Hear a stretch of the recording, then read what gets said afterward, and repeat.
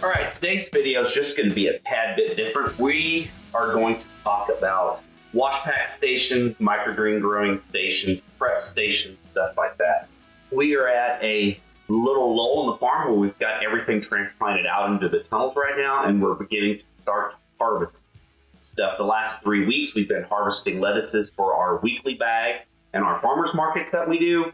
And so I thought this would be a great opportunity to show you and talk about my wash pack station. Just saying that as a disclaimer, I live in the state of Kansas, and according to what the state has implemented for us, this is how I set up my wash pack station. This may or may not be different in your state, your country, or your province that you live in. So I would deeply suggest that you would contact your municipality, whether that's the Department of Agriculture, a local college, or any entity like that, to discuss and talk about the rules going forward to make sure that you've got your station set up correctly for where you live. We are very lucky here to have the K-State as our entity that deals with our market gardens, our farmers markets and stuff like that. They're the ones that set the rules and regulations up. And they have multiple offices within the state of Kansas that we can reach out and contact you. I have reached out to them multiple times to ask them questions about packaging, labeling, wash pack stations, drying stations, scales, anything like that. What I can and cannot sell at a market, and what I can and cannot produce as a small vegetable producer. So I would recommend that you reach out to those extension offices and talk to them. Now, other than that, I'm just going to kind of show you around. And let's talk about bubblers. Okay, we'll talk about my bubbler. This is just a 100-gallon Rubbermaid tote. You have seen this probably in multiple market farmers videos. A lot of market farmers use these. I got these down at my local Tractor Supply. I have a 100-gallon, and then I have a 150-gallon, if I believe so. That I use as a roots washing station, or I will be using as a roots washing station this year. Works great. I have water that comes in from my basement, and I have plumbed it in around my screened-in back porch here, and I've got water ran to it. I've got two homemade spigots here. Basically, I've got one for a fill that I can fill this tank up with water, and then I've got one here that has a garden hose outlet to it. Now, you may ask me why I need a garden hose outlet, and I'm not using it for any type of watering or anything like that. I've got a 4-foot section of garden hose that literally all I use it for is to rinse the tank out before I sanitize it, and then rinse it out after I use it to get ready for sanitizer for the next time. The only thing with this tank is, let me show you. You guys are familiar with these tanks. These were currently made for livestock. So there is a drain right here. If you notice, this drain is about 1/2 inch from the bottom of the tank here.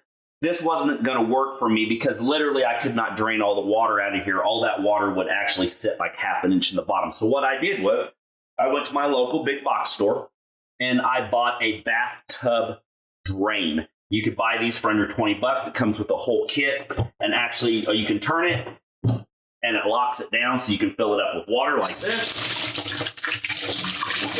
And then that way you could do your washing, your whatever you have to do. And then when you want to empty it, you just pick it up and turn it. And all the water drains out of the bottom. Now, you don't get all of it. There is going to be a little bit here. And I do have this tank on this backside tilted up a couple of degrees just to make gravity easy to flow through. Lucky for me, when this room was built on the back of my home here, this is actually an enclosed, insulated room with storm windows in it. This was used as a screen, or kind of not screened-in back porch. This was used actually as a back porch. They had flower pots and stuff like this in the back here. So I'm very lucky to have a drain installed in this corner and a drain installed in that corner, determining which side that you were going to wash this concrete floor out of. So that worked out great for us. So I have this wash tank. As you can see, there is a drain right here. So I've got 1.5 inch PVC pipe as a simple drain. Very simple. You don't have to go extravagant with this. Very simple. Goes through the drain in the floor and then goes out into my backyard. Same as the drain that I have for my hand washing station. Actually is on the opposite side of the room, and it drains through that also. All right, next thing I want to talk about is bubblers. I guess a lot of people may overcomplicate this and may not understand what a bubbler is. What a bubbler is something that you would put inside of your wash tank to agitate the water, which would agitate your greens, and in turn, any kind of debris, whether it's insects, leaves, wood chips, dirt, compost, anything like that, would in turn fall out of your produce and sink to the bottom or float to the top. Wood chips will float, bugs and dirt will sink to the bottom. Once you agitate that for 30 seconds or to a minute, then at that time you can put it on your drying rack, and that should help you clean most of your debris out. That will be your first line of defense. That way, if I see anything like a weed, wood chip, I can pull it out of that, throw it into my compost bucket. I usually keep a compost bucket right here on the end of my wash tank. So that way, if I see anything like that, I can throw that directly into my compost bucket.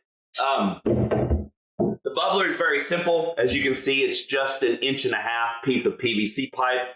I always use a standard. Everything on this farm, if I use anything like this, it's just an 1.5 inches. I keep a lot of it in the basement.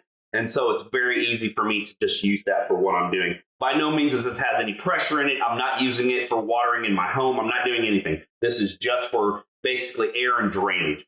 What I've got here is I've got it simple to take apart here. That way I can clean it, I can wash it, I can sanitize it, and then air dry it and store it for the next usage.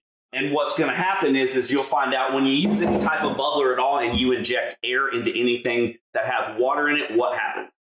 Well, it wants to float just like it would if you were floating down a river. Your body is natural buoyancy. It's going to want to float. Same thing with this.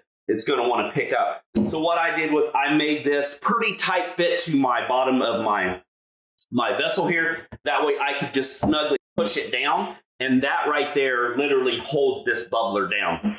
Now, there is no rhyme or reason on how many holes you drill into this, how you drill them. I've got holes drilled in the bottom. I've tried many stuff. This actually works great for me. And this piece here, I can actually rinse out, and then I could dip it into my sanitizing sink and get sanitizer in here and let it dry. It works great in here, and it's very cheap and easy to make.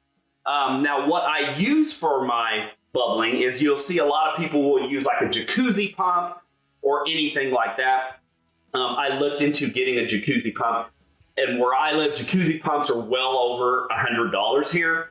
And I was thinking, just for bubbling greens, there must be a better way to save money. So what I did was I bought, you can see here, a 2.5-gallon shop vac. Very standard, very easy, very cheap. And what I did was I brought it home, I took it apart, I cleaned everything out of it, cleaned and sanitized and sterilized everything. And I use it basically just to inject air into this. Okay, and this is very simple. I can move it, I can do what I want. Just make sure if you're gonna go this route, make sure that you buy a shop vac that has a blower onto it also. Some of these smaller shop vacs only have the suction only for the vacuum. You wanna make sure it has the blower attachment. And it works great for what I'm doing. And plus, I didn't have to spend that extra money on a jacuzzi pump. I could use that money on other things in the farm.